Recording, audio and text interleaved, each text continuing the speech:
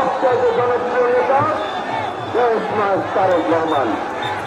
ইনশাল্লাহ অল্প কিছুক্ষণের মধ্যেই আমাদের মাঝে উপস্থিত হবেন এবং এই মঞ্চে আপনাদের উদ্দেশ্যে বক্তব্য রাখবেন।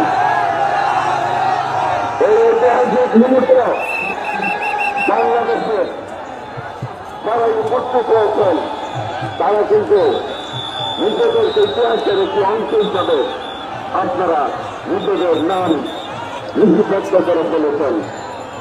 প্রিয় ভাইরা, আজকে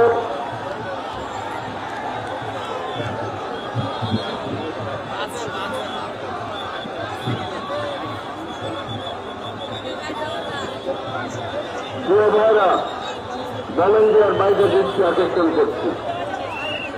আপনাদের শরীরের ওভারটেক করে অনেকে ইদানিং চলে আসছেন এই পারে রোজগুলো। দয়া করে আপনাদের যে দায়িত্ব দেওয়া হয়েছে সেটি যথার্থভাবে আপনারা পালন করবেন। কেউ এই যে পেছন থেকে দেখেন